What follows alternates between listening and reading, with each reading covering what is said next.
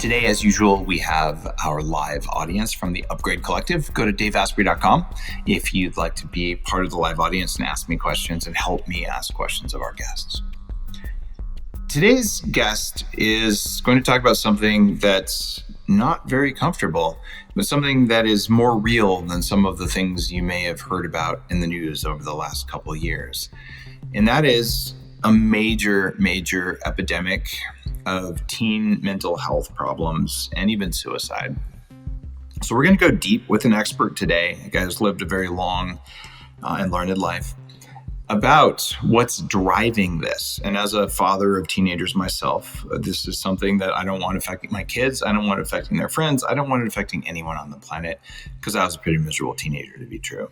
So if you're a parent or just an adult who cares about teenagers, this episode's for you. We're not going to pull any punches. We're going to call it like it is and tell you what to do about it. The bottom line is you are going to learn how to listen to teenagers and help them realize their emotions in a way that was probably way more useful and direct than you learned, because probably no one ever taught you that. So we're just going to teach you how to help the kids understand without telling them what to do, without giving them advice. Because as you might already know, teenagers don't want advice from their parents, but they'll oftentimes take it from someone else.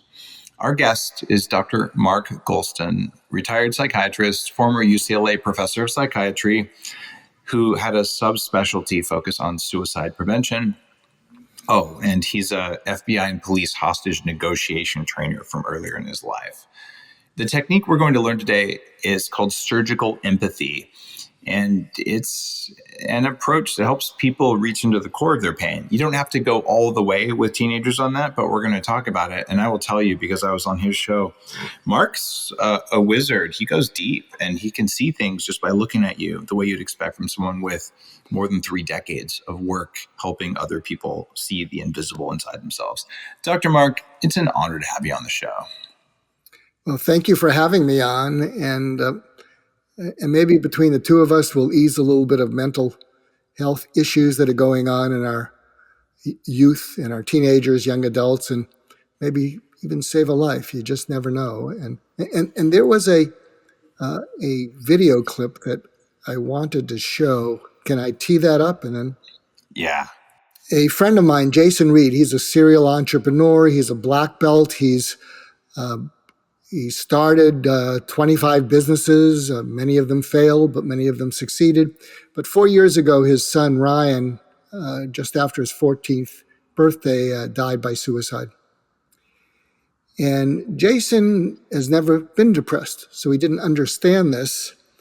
And in fact, the backstory is he was on vacation with his wife and enjoying how good their life was, and they got a text message from Ryan that said, "Don't blame yourself. I'm so sorry. Goodbye." And Jason started screaming, and they called home, and his mother-in-law was there, and he said, "Go find Ryan." And she went around the house, and up in the attic, Ryan had hung himself. So this changed Jason's life. Ryan left a couple notes. One was the code to his computer, and it looked like he was looking for ways to kill himself for months. And another post-it note said, "Tell my story." So Jason did a documentary called Tell My Story, which is on Amazon Prime. And it's heart-wrenching and riveting. And Jason went up and down the West Coast and spoke to parents, experts. I'm in the last 10 minutes of it, and spoke to teens who had been suicidal but were now doing okay. And what he discovered is that what was most riveting about that was the teens talking about their low points. So he has a new documentary called What I Wish My Parents Knew, because it's what he wished he had known, but he was too late. And in it, he interviews 10 teens who are doing okay about their low periods. And I've been looking for 25 years for something that will help parents and teenagers communicate differently. And so we're showing this to audiences of parents and teens in high schools and junior highs, because you can't help but care about these teenagers and see your own teenager in them. So can we play the trailer to it, please? My kid, he'll be fine. He just needs to toughen up. Honey, it's your first crush. There'll be others. Just get over it. You go talk to her. She's just gonna yell at me again. Besides, she'll cool off by morning. You don't want to eat? Fine. Starve yourself. Those other kids are just playing around. You just need to loosen up. It's all a little fuzzy on what was going through my head at that time. I honestly don't really remember. It's very fuzzy to me, but I just remember I was just upset, angry, and just done. And I guess it all just kind of built up to that moment. So somehow in your head you thought being dead was better than being alive? Correct.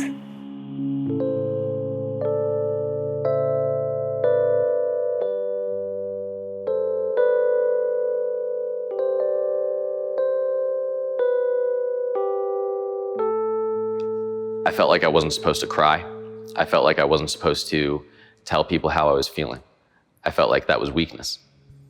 So what I did instead is I tried to show strength by never crying, by bottling everything up, by making sure that nobody knew how I felt. That was my sole goal, because I didn't want to be a burden to anyone else. I think I held in a lot of what I was going through. I would share with people my external life circumstances. I would say, yeah, my dad's going through a hard time, or things are difficult at home. But I would never tell people the extent to which I felt internally, or what thoughts I was getting.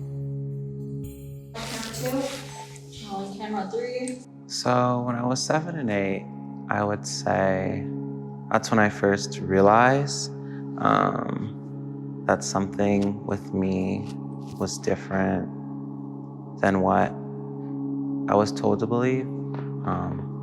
And I started having a lot of self-hate roll in because I thought I was something wrong. I thought I was something out of my control. I knew it was something out of my control, so because of that I was wrong and basically just not a human in ways. I don't feel like there was one exact point, but once I started getting closer with my friends, because when all of this was happening, I wasn't talking to anyone. I was just kind of distancing myself. I wasn't going out, hanging out, going to play basketball at the park, nothing. So I feel like once I started making an effort to be around people that I knew liked me, I guess, I feel like once I was around them and I was happy and I felt safe, I feel like that was a turning point that I realized that I kind of matter.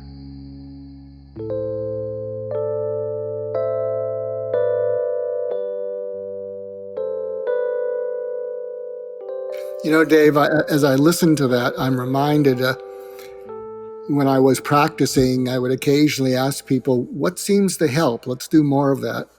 And I'll never forget there was this one young man, and he said, what you don't realize is I'm a burden to everyone. I scare my parents. My brother and sister think I'm manipulative, which I am. I don't like anything about my life. And so I think, why don't I just relieve the world of this burden? And what helps is when I started seeing you, Dr. Goulston, you smiled and you were glad to see me. I remember I looked over my shoulder because I didn't think you were looking at me. I mean, I thought you were crazy. I still think you're a little crazy, Doc, but I wasn't a burden to you. And you were like an oasis. And when I'd seen other people, and they were very good and they were professional, but it was always kind of serious. Are you taking your medicine? How's that going? You're having side effects. And that really stuck with me, that a lot of these young people, they just feel like they're a burden to everyone. Wow. How is that different than 10 or 20 or 30 years ago? Well, look, I think the internet is wonderful, but there's a downside to it. I think something, and I'd love you to weigh in on this because I think to a certain extent, the internet has addicted the world to adrenaline rushes. And what's happened is there's a chemical called oxytocin that is atrophying. And oxytocin is the chemical that underlies emotional connection. And most of your audience, and I'm sure you know, that high cortisol is connected to high stress. But what a lot of people don't know is that high oxytocin counteracts high cortisol. And so when people feel felt, not just understood, oxytocin goes up and cortisol goes down. The blood flow that their amygdala has hijacked to their lower brain goes up to their upper cortex, and they can begin to think. And here's an example. I don't know if you'll be able to sort of catch the nuance. Here's a difference between clinical empathy and what I'm calling surgical empathy. So here, my definition of surgical empathy is that when you've been traumatized and you just feel awful about life, you form a psychological adhesion to death as something that will take the pain away. And it's an adhesion. It's not an attachment. You can sometimes reason through attachments, but an adhesion is like something that happens after surgery when some of your organs adheres together and you have to go in and break the adhesion. And surgical empathy causes someone to feel felt, which is different than feeling understood. So here's an example of clinical empathy, responsible empathy, and surgical empathy, and see if you can detect the difference. So clinical, responsible, checking the box as empathy might be, have you been depressed? Yes. How long have you been depressed? 6 months. Have you had thoughts of hurting yourself? Occasionally. Do you have a plan? How far has that gone? I don't have a gun, but I do have pills. And that's responsible. And you're doing it and you're kind. That's responsible, check the boxes, clinical empathy. Here's surgical empathy. It's clear when you're coming in, you're not a happy camper. See if you can feel the difference. And Dave, you had mentioned to me that sometimes the feeling side of life eludes you, but you come in and you're feeling low, and what the therapist says is, you've been depressed, haven't you? Yeah. You've been really depressed. Right? Yeah. You've had times when you didn't know how you were going to make it through the day. So are you saying that the therapist is kind of putting words or putting thoughts in the person's head, or are they just empathizing? Well, I think it's a combination of both. But what you're doing is, when you ask questions to someone, there's a certain challenging to them. Well, if I say I've been depressed, if I say I've been suicidal, are you going to lock me up? I may be depressed and suicidal, but I don't want to go into a hospital. And so you're asking questions which make sense. But when you make a statement and you're asking them to try it on, you're non-judgmental. You're sharing something, and they can come back and say, "No, I haven't felt that." So in a sense, you're connecting with them in their pain. I know we have a fair amount of time. Can I share an anecdote that really changed everything for me with one of my highly suicidal patients? Please do share it. So one of my early mentors when I trained at UCLA in psychiatry was a fellow named Dr. Edwin Schneidman. And if you look him up, Schneidman, He was to suicide prevention what Dave is to biohacking, what Peter Drucker is to management. And he was one of my early mentors, but he was also one of my early referral sources. And what would happen is after I went out into practice, he would go do consultations up in the inpatient units, and he would see patients that needed to be discharged who were still suicidal, but they weren't acutely suicidal. And sometimes people would be in the hospital for a month or more back then. It's not like it is now. And so he'd be called upon to do a consultation, and in order for them to be discharged, he needed to make a referral, and one of those main referral sources was me. And he would always make the referral in the same way. He would meet with the young man or young woman or an older man or woman, and he'd call me and page me, and he'd say, "Mark, this is Ed. I'm with this handsome young man. I'm with this lovely young woman. They're in a lot of pain, Mark. You could help them, see them." And then he'd put them on the phone, and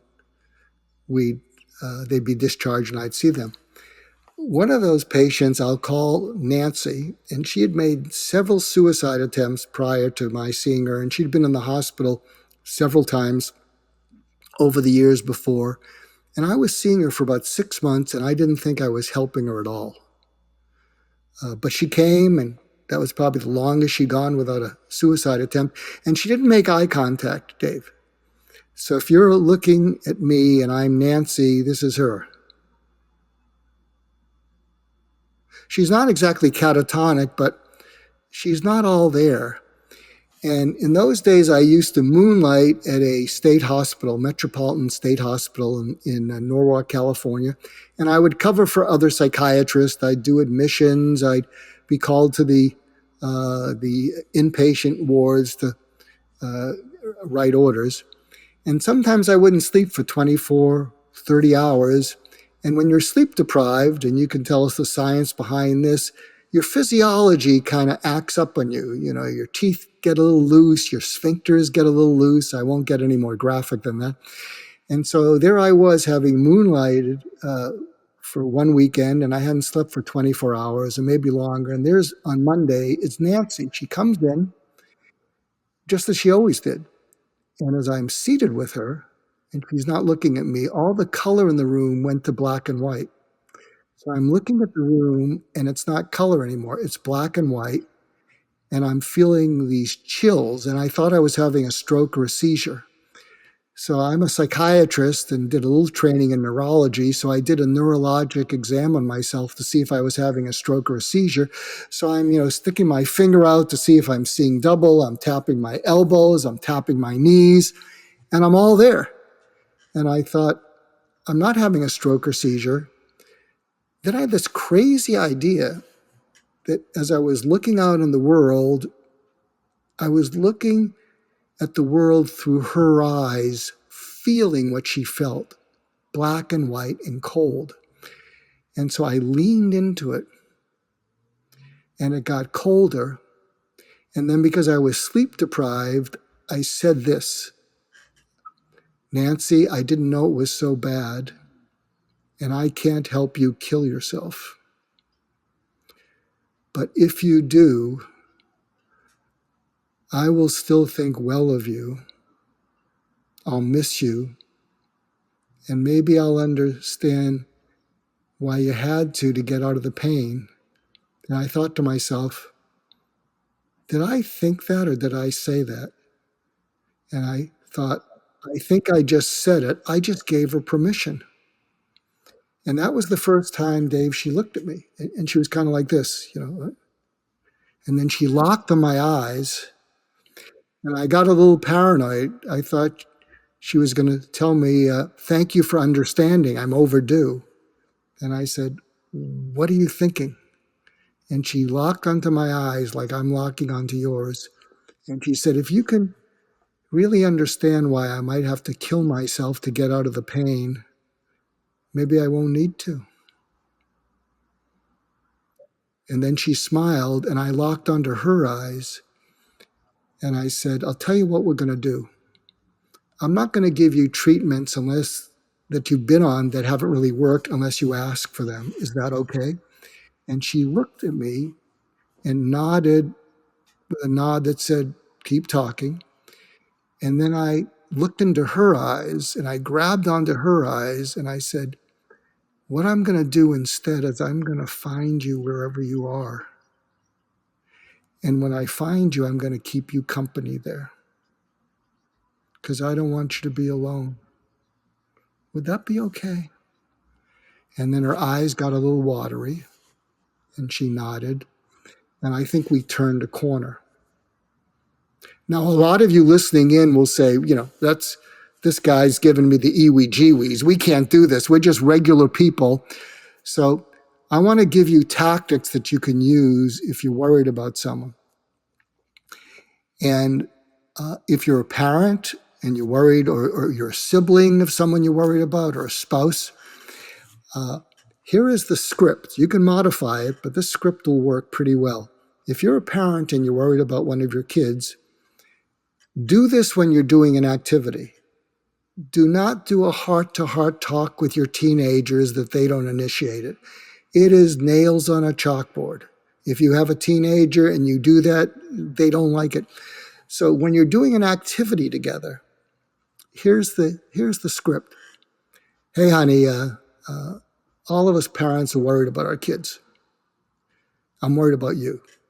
The schools, open school, closed school, masked, we're all kind of worried. Can I run some things by you? Hopefully they'll say, okay. And there's 4 prompts. And I'll give you another taste of surgical empathy. At its worst, how awful are you capable of feeling about your life or yourself? And they're going to go, what? Because this is an unusual conversation. At its worst, how awful are you capable of feeling about your life or yourself? Pretty awful. Surgical empathy. Pretty awful or very awful? Okay, very awful. Prompt number 2. And when you're feeling that, how alone do you feel with it? Pretty alone. Pretty alone or very alone? Okay, very alone. 3rd prompt. Take me to the last time you felt it. What? Or they're going to say WTF? Yeah, was it 2:30 in the morning the other night? We heard you walking around in your bedroom and sounds like you couldn't sleep. And the interesting thing is when you get someone to tell you something specifically that you can see with your eyes as the parent or the listener, they re-feel it, but they're not alone. Yeah, I woke up, I couldn't get to sleep, and yeah, we heard that. What was going on? Well, I couldn't get to sleep, and well, what'd you do next? Well, I hit the pillow, and I thought of kicking the wall, and I just wasn't able to get to sleep. That sounds awful. What'd you do next? I started looking around for cough medicine. I just couldn't find any to knock myself out. And then what happened? It just wasn't working. And I knew I had a test the next day. And then what happened? The sun rose. I felt a little better. Here's the 4th prompt. If you're lucky, you will have earned the connection. And you say, look at me. And they'll look at you and you say, here's the 4th. It's a request. It's a favor. It's more than a favor. But let's keep it as a favor. Whenever you're feeling that way, or you're heading down that road, I want you to do whatever it takes to get your dad, your mom, or my undivided attention. Because we got a million things going on. And there's nothing more important than helping you feel a little less alone when you're feeling that awful. So will you do that? Please. So could you track with that at all, Dave? Absolutely. I was taking notes on it. That's profoundly good advice. And it's different than what you hear. It's quite different. And the psychology of being seen for that, it is similar to some of what happens during 40 years of Zen, or during almost any group transpersonal psychology experience, where being seen, talking about something like that, being heard, and then not being, violently ejected from the group usually is, which is what people feel like is going to happen if they admit vulnerability or whatever. That in and of itself is probably oxytocin inducing, but it's clearly healing in and of itself. And it seems to repattern the trauma. But if you try to do the trauma repatterning all by yourself, it's very difficult to do it without at least one witness. And it seems like ideally at least 2 or 3 others. Does that work within your context, or is one person enough? And it may be different if it's a parent, but if this was both parents, is it going to work better, or it might be different for teenagers? I don't know. Well, I think it's the context of the relationship. So, if they have a modicum of trust, that you can actually hear them. And also if you're listening in and they start to cry, don't panic. That's good, because they're crying with relief. They're crying because of the oxytocin surge, and they're feeling relief at not feeling so alone. After Anthony Bourdain and Kate Spade died by suicide, I wrote an article which you can still find called "Why Do People Kill Themselves? It's Not Depression." So it got 400,000 views in a couple of weeks, because that's kind of a dicey title. And what I talked about is that there's hundreds of millions of people who are depressed who don't kill themselves. There's many people who get divorced or lose a job that don't kill themselves. It may contribute to it, but in my work as a 40-year specialist in this area, one of the things that I've observed that nearly all suicidal patients or people feel at the end is they feel despair. So you might want to write this down too, Dave. If you break the word despair into DES hyphen PAIR, despair, they feel unpaired, unoxytocin. They feel hopeless, without a future, helpless, without the ability to get out of where they are, powerless, useless, worthless, purposeless, meaningless. And when they all line up together, pointless to go on. And so they pair with death to take the pain away. It's like the sirens calling out to the sailors, "Come on, sail onto the rocks, I'll take your pain away." And I'll tell you, people who have been suicidal on more than 1 or 2 occasions, they still carry it in their minds. They just don't talk about it. But in their minds, they feel, if worse comes to worse, I can always take myself out. And so what we're talking about with surgical empathy is pairing with them, so that if they felt like Nancy did and not judged, that maybe they'd let go of the death as the only way out and grab hold of the empathy. I want to share something. It's a little bit of a tangent, but I write for the Newsweek Expert Forum. If you look up Newsweek Goulston, you'll see a lot of my pieces. And I just write about a lot of different things. And I want to run something by you. I don't want to get into politics, but I wrote up a fantasy conversation between an anti-science, anti-vaxxer, and a pro-science, pro-vaxxer, how empathy can maybe bridge the divide. So this is a fantasy conversation where the pro-vax or pro-science person says to the other person, how come you're not taking the vaccine? Well, I hear a lot of mixed messages, and I don't think I need to take the vaccine. And but it's putting other people in danger, and your family. And there's a lot of proof. Yeah, I still don't want to do it. So in the fantasy dialogue, the pro-vaxxer says to the other person, and by the way, here's another technique in surgical empathy. It's called the 5 realies. where someone says something, you can say, I understand that, but what's really going on? Well, I don't know. All these scientists, I'm not sure that I really sort of trust them. No, I understand you don't trust them, but what's really going on? And in the fantasy conversation, what the anti-vaxxer says is, what's really going on is people like you have been talking down to me my whole life. I'm not some dumb F redneck. You've been arrogant. You're better than me. You're holier than thou. And I'm fed up with it. Do you get it? So in the fantasy dialogue, see if you can track with this, Dave. The pro-science, pro-vaxxer person says, you're absolutely right. I have to just put a little pause in there, because when you say pro-science, pro-vax, you're doing that to many listeners right now. The listeners who you would label as anti-vax are also pro-science, which is pro-curious. So you can't do that and simultaneously say what you're saying, because it doesn't work. Okay, so use a different divide. Okay, so imagine there's a conversation. So forget science, forget vaccine, forget what, but imagine you're in a conversation with someone who's always pushing back, who's always resisting you. So imagine that, and thank you for the correction for the audience.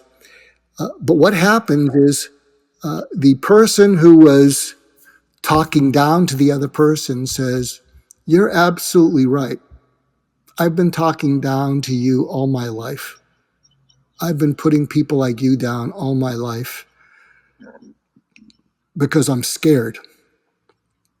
And you can say this too about another issue in your marriage. I'm scared you're going to go off the deep end. I'm scared, instead of yelling at them. So what happens in the fantasy conversation, and please accept Dave's correction. Don't go down a rabbit hole. He's talking about this. Just think of a conflict where someone's talking down to you or you're talking down to someone.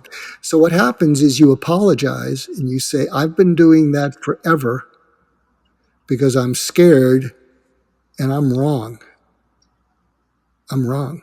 And so in this fantasy dialogue, the person who's been talked down to looks back at this person and says, no one like you has ever apologized to me in my life. And then the person who was arrogant is saying, look, we have different beliefs, but that doesn't justify how I've been talking down to you like you're stupid and I'm wrong. I'm sorry. And what happened in this fantasy dialogue is the person who's been talking down to the other person owns up to it, and the other person still says, no one's ever said that to me. And then that other person is so taken by the power of an unsolicited, heartfelt apology that they say, I don't think you're trying to hurt me. Why don't you run by me what it is you want to talk to me about? So can you see the dynamic there? And thank you for correcting the context. Oh, I do see the dynamic, and it's super powerful. And I've actually used that in discussions on abortion. And the whole situation pisses me off because both sides are intractably angry at the other side. And it's a solvable problem. And I'm not going to go into politics, and that I've done it on social media. But the reality is, by admitting something to the other side that you made a mistake, then you can move forward. But what I'm curious about is, how does that apply towards suicide prevention in teenagers? I'm missing that connection. And by the way, I can hear I got to grab another power supply because both of my batteries are dying and I don't have my main one. So just keep talking and I'll be off the camera, but the camera's going to be focused on you in the main episode. So tell me right now before I lose all my power. Keep going. Well, how it applies is to, and I'll recommend a wonderful book by Oprah Winfrey and Dr. Bruce Perry. It's called What Happened to You? And what they talk about, they have a conversation about trauma-informed therapy. The idea being is that none of us are born destructive. None of us are born evil. Maybe there's a few, but it's very rare. So their view is no matter how someone is acting, something happened to them to cause them to do that. So if you can get in your mindset, if someone's acting up in a way that's destructive to others or destructive to themselves, that there's a bunch of things that happened that push them in that direction. Yesterday, I have a blog out. It's actually on my website, markgoulston.com. I'll probably post it on Medium. And it's called Reverse Engineering Violence. Part 1, Violence to Others. And the idea is that that if you walk back a violent act, usually there's a daisy chain leading up to it, and I go backwards from violence to what might be happening before the violence happens, and it's what I call fulminating grievance plus an inciting incident. Fulminating grievance, so you're really aggrieved about something, you feel really done wrong, and then there's an inciting incident that pushes you over into violence. And then before fulminating grievance and an inciting incident, before you feel that, the step below that is you're enraged about something. You're just enraged about something.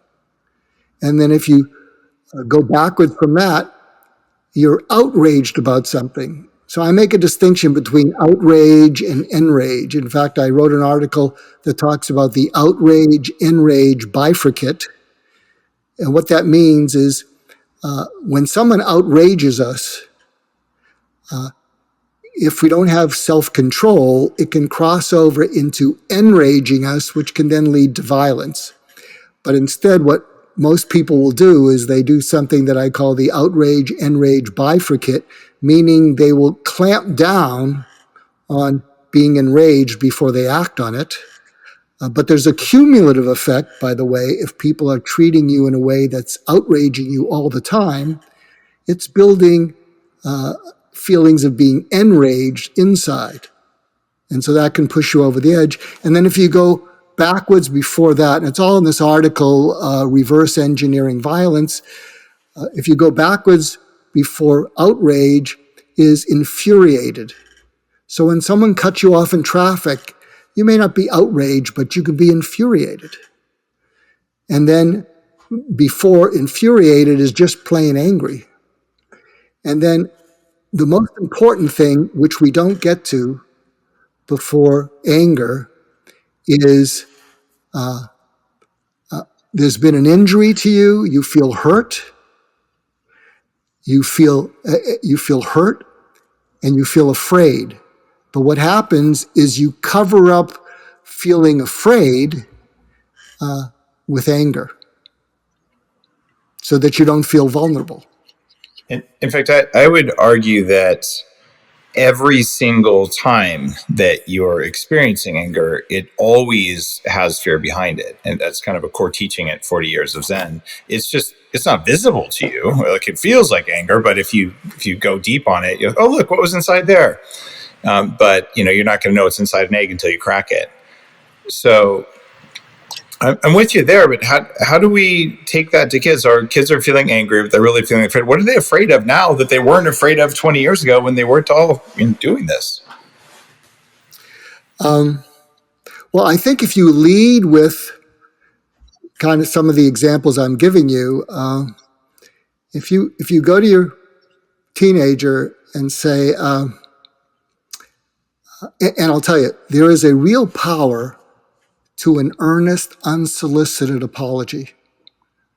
There are hundreds of millions of people in the world who have never received an unsolicited, heartfelt apology.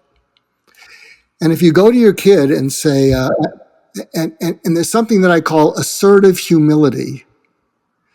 I like to juxtapose terms, as you can imagine. And it goes like this: I need your help with something. You say that to one of your teens, and they say, what? I need your help with something because I've screwed up. What? Yeah, I've screwed up bad. What? You know how we interact like this, and you don't do something, and then I lecture you, and then it escalates, and you say, leave me alone, et cetera, et cetera. Yeah.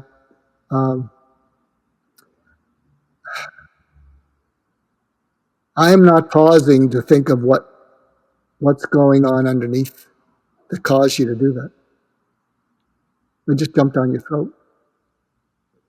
And I've made it worse. And I think it's been going on for a long time. In fact, I'd like you to tell me as far back as you can remember when it started, where you felt hurt or scared about something, and it didn't come out as you were hurt or you were scared. It came out with you being mouthy at me, and then I, jumped down your throat. I'll share something. Sometimes my kids are now pretty grown, 40, 36, and 32, and I'll share an intervention I made with my oldest child when our youngest child was born, who was 6 years younger. And our oldest child didn't like sharing mommy with her younger siblings. They never do. I'm seeing that with my grandchildren. And she was going on because now we had a third child, and she was just being outrageous and obnoxious, and my wife would say, "You got to handle her. I'm dealing with so and so. You handle her." And to appreciate what happened next, you need to realize that I am a third-born child, and my wife's a middle child. Third-born and middle child, and I'm dealing with my firstborn. So there we are in the den of our house. And here's a side note that's going to send some of your people down a rabbit hole. They filmed the movie Superbad in my house. So I'm in the room that they had the Superbad party in the last 10 minutes of the film. So you'll see the room. And other people saying, let's talk about that, Mark. I don't care about the rest of this stuff. But anyway, I'll finish the story. So she's there, and she's using some choice language, and she's acting up. And, if I was just a regular sort of dumb shit dad, I would have said, I think you need a timeout. You got to get a hold of yourself, young lady. I could have said that. But I knew something was going on underneath her anger. And so I didn't call it surgical empathy back there. I'd say, what's going on, honey? And I hate my life. I hate this. Yeah, I know that. But what's really going on? I did that 4 or 5 times. And then she looks at me, Dave. So remember, I'm the third born. My wife's the second born. She said, I was the first to be born. I'll be the first to die. You're right. I didn't understand that. I'm a third born. And with that, she runs across the room, jumps on the coffee table, throws her arms around my neck, and she just starts sobbing. And I looked up at the ceiling and I said, God, thank you. Thank you for helping me to get it right. Because of what was going on inside her, and you might think, it's a shrink's kid. No, dogs are dying, grandparents are dying, but it is a shrink's kid also. But imagine that, if she's being punished, that what is driving that behavior is some terrible feeling alone, and she was alone. She is hopefully they're going to live a long time, but can you see how that would have happened? And so, it makes so much sense. We talked about anger hiding fear, which it does. And fear is ultimately always fear of death when you unpack it to its completion. So, of course, as a kid's prefrontal cortex is coming online, they're learning how to think the deep thoughts about the universe. Like, oh my God, I'm going to die. That's an ungrounding thing because you didn't know about that when you were younger. But if that's what's causing your kid to mouth off to you, how the hell would any parent know that? But that's been going on forever. What's going on now? Is there a parasite? Is it this crappy fake food they're trying to feed kids? Is it blue light exposure? Is it social media? I mean, you've got 40 years of watching change happen as a professional. I mean, stack rank. What are the things that maybe are biological or environmental? Well, I think, as I mentioned earlier, I think the internet has addicted us with a stimulus response kind of hyperactivity to excitement and adrenaline and testosterone. They all make us feel powerful and excited. And oxytocin has really taken a hit. I'll share with you, I was blessed. I had 8 mentors. They all died. The last one was Larry King. I used to go to breakfast with him every morning for 2 years with a quirky breakfast group. But the mentor before him was a fellow, you may know the name, Warren Bennis, big leadership guy, big leadership guru from USC. And I remember I went to dinner with Warren Bennis and Norman Lear. Norman Lear did all of them. And also I was coaching the CEO of Concord Records, which is a big jazz label, and Norman Lear was involved with it. So the 4 of us were there. And I remember I asked Norman and I asked Warren, I said, what is the greatest danger to the future? And without hesitation, they both used the same word. They said expediency. They said, when you're in a rush, everywhere you miss important stuff and you don't take care of important stuff. Speaking of that, I share, you allow me to meander. One of the other things that I hope people will take from this. So I'm sharing. I had a pretty long life. I used to do house calls to dying patients, and I would try and help them make peace at the end of their life. And one of the people, I was a death and dying person, suicide, house calls, and when you're doing house calls to dying patients and they share some insights they're having, you're an idiot if you don't listen to it. So I'm visiting this one guy, and I can't mention his name, but he was beloved by all of America. Had a great public persona, very funny, but a number of marriages, number of divorces, and yada yada yada. And so there I am meeting with him, and I said, what's the matter? You look like crap, and you look like, and I don't think it's because you're dying. You've been dying as long as I know you. What's the story? And he liked that someone could be that direct with him, as opposed to, he's so powerful. And he looked at me and he said, I don't know that I've ever done anything important in my life. I said, what? He said, yeah, I don't know if I've done anything important. I said, you got a hospital named after you. You've created jobs. You've done all this stuff. And he smiled at me, and he was really known for his sense of humor. And he said, don't con a con man, especially when he's dying. I've got all the love that money can buy. That's all it's worth. And he said, what I've realized is everything I thought was important is unimportant. And everything I thought was unimportant is important. And I've run out of time to fix it. So, you learn from things like this. That's why it was so important to have you on the show, because you've accumulated a great amount of wisdom from other wise people. And that's how wisdom gets passed down and gets shared. And you talk about dying, though. Is there something that's motivating you at this age? A lot of people slow down, but you don't seem like you're slowing down.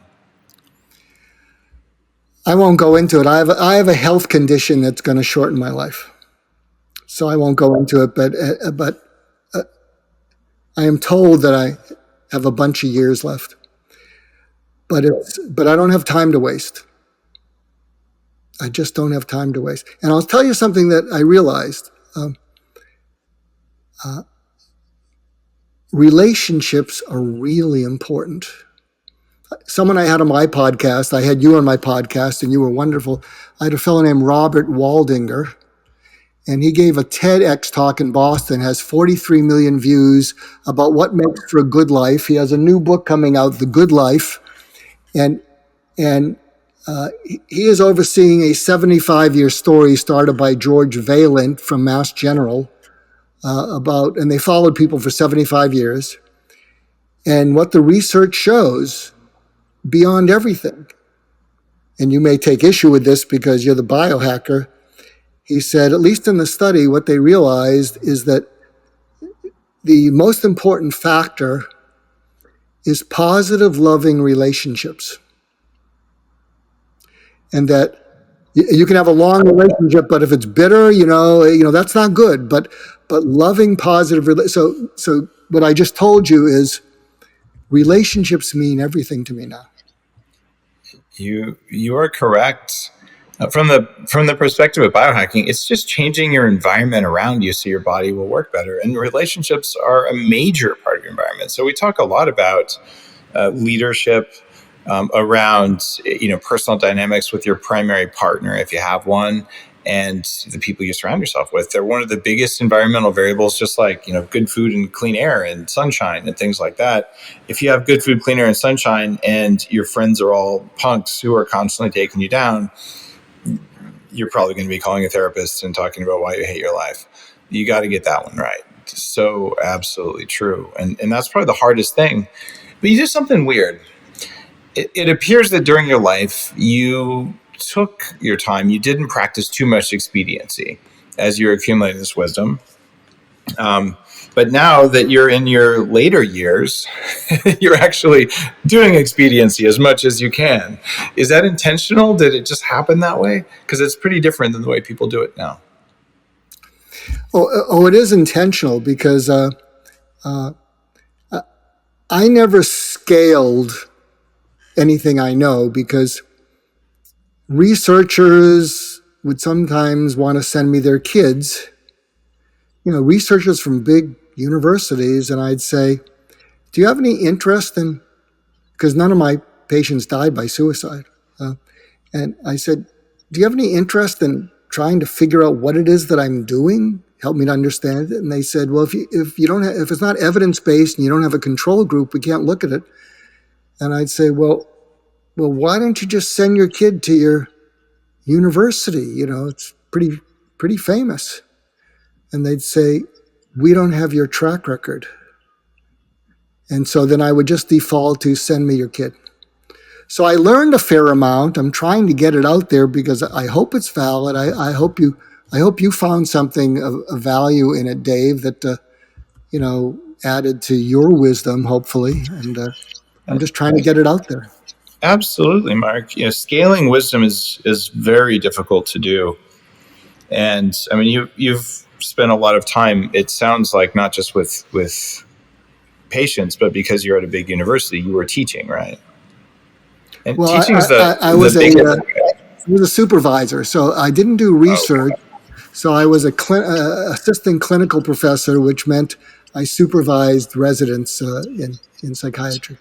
Okay, so you were working directly on helping people learn to be great psychiatrists. And for me, and when I worked in tech, I taught 3 or 4 nights a week at the University of California, and I learned to be a teacher. And then I've learned to have knowledge worth teaching, and that's the hardest part. But I think you've already got enough of that in your career. Now it's teaching and then marketing the value of the teaching in a place that's increasingly noisy. That's the hard part. The good news is you've done some very worthy things in your life that if people pause even for a second, go, what, 42 languages, 9 books, 40 years. I bet I could learn something in an hour of Mark's time. Certainly, that's how I would see it.